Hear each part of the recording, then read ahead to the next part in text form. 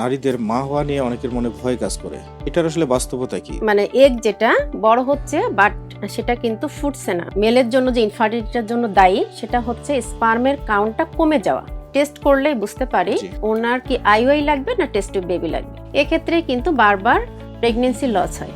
যদি আগে থেকে তার কোনো রিপোর্টে সিমেন অ্যানালাইসিসে প্রবলেম থাকে, যে স্পার্মের কাউন্ট কম বা অ্যাবনর্মাল এরকম, এটাও কিন্তু বন্ধ্যাত্বের একটা কারণ। আচ্ছা, কোন এই যে মেয়েদের বিয়ে করা দরকার? থেকে 30-এর ভিতরে কিন্তু ফার্টিলিটি ভালো থাকে।